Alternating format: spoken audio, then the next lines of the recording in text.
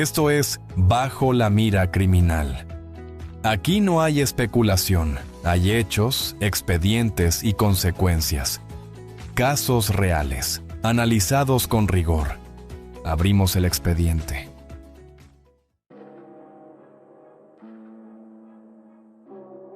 Durante años, miles de armas cruzaron la frontera, sin que nadie las detuviera. No fue un error aislado, no fue un descuido menor. Fue una estrategia autorizada dentro del propio sistema. Una idea que, sobre el papel, parecía inteligente. Seguir las armas para llegar a los grandes criminales, permitir que caminaran solas, para observar quién las recogía al final del camino. Pero, cuando una estrategia se basa en el riesgo, basta un solo punto de quiebre para que todo se vuelva irreversible. Hoy no hablaremos del escándalo completo. Hoy regresamos al inicio, cuando todavía parecía una operación brillante. Contexto político en Estados Unidos. A finales de la década del 2000, Estados Unidos vivía una presión política creciente en torno al tráfico de armas hacia México. La violencia del crimen organizado aumentaba al otro lado de la frontera. Washington necesitaba demostrar acción, sin abrir un frente militar directo. Dentro de ese clima, surgió una idea que mezclaba inteligencia, investigación criminal y una apuesta arriesgada: dejar que ciertas armas siguieran su curso para identificar redes completas, no solo vendedores menores. El argumento era sencillo: detener a un comprador no desmantela una estructura, pero seguir el rastro hasta el destino final podría revelar algo más grande. ¿Qué era realmente Rápido y Furioso? No era una operación pública. No era un programa político anunciado en conferencias. Era una estrategia de investigación dentro de agencias federales enfocada en tráfico ilegal de armas.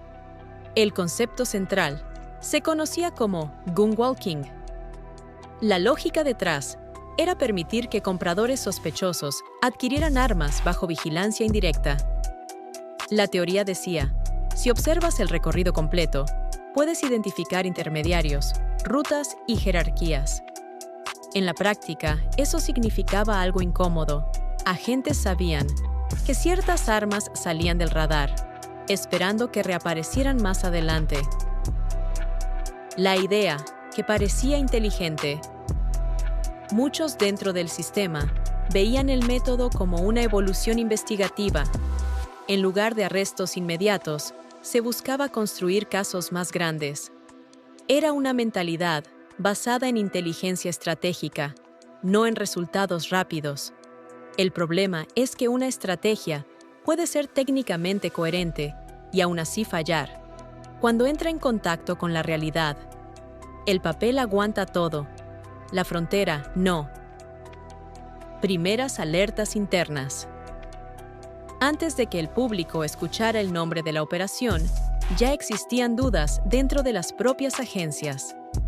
Algunos agentes cuestionaban si realmente era posible rastrear armas que cruzaban múltiples manos. Otros temían que se perdiera el control operativo. Las advertencias no eran escándalos todavía. Eran discusiones internas, memorandos y conversaciones que rara vez salen a la luz. Ese es el detalle que muchas narrativas ignoran. Las grandes crisis casi nunca empiezan con una explosión. Empiezan con pequeños desacuerdos técnicos. La presión de resultados. En ese momento político, demostrar avances contra el tráfico ilegal era clave. Las agencias necesitaban resultados visibles. Los líderes políticos necesitaban señales de acción.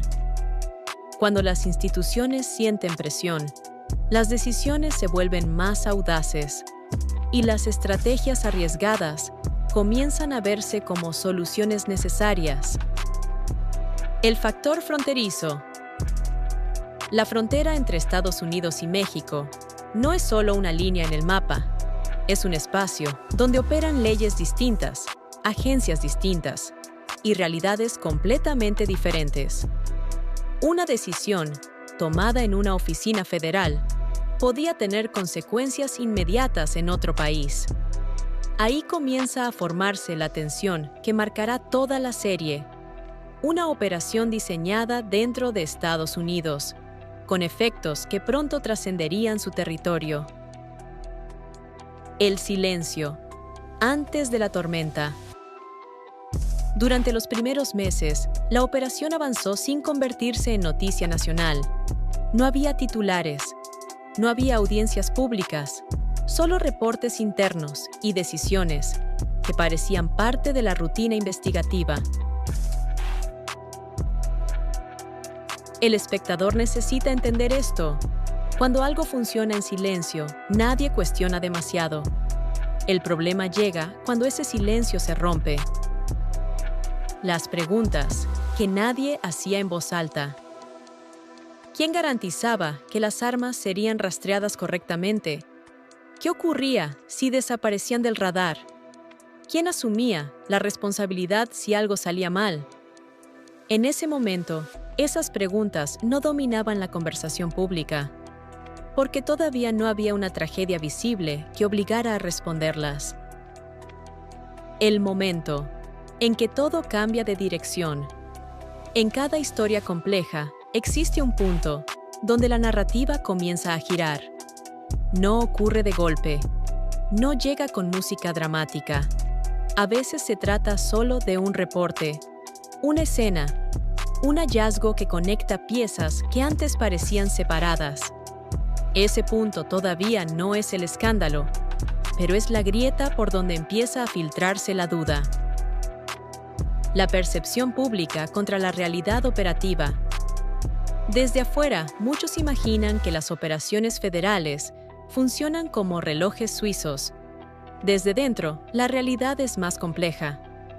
Agentes con opiniones distintas, supervisores bajo presión política, decisiones que se toman con información incompleta. La operación Rápido y Furioso nació en ese terreno gris, entre la intención de investigar más profundo y el riesgo de perder el control.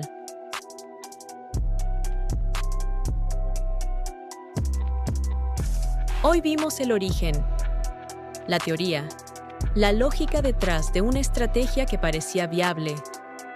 Todavía no hemos llegado al escándalo. Todavía no han comenzado las audiencias, ni las tensiones diplomáticas. Pero ya están sembradas todas las piezas. Una operación diseñada para observar. Pronto sería observada por todo el mundo. Avance del próximo episodio. En el siguiente capítulo, la historia deja de ser interna y se vuelve pública. Armas encontradas en escenas violentas. Congresistas exigiendo respuestas. Un sistema que comienza a cuestionarse a sí mismo frente a las cámaras. Porque cuando una operación secreta entra en la arena política, deja de ser solo una estrategia y se convierte en un debate nacional. Con esto concluimos este episodio de Bajo la Mira Criminal. Suscríbete y activa las notificaciones. Hasta la próxima edición.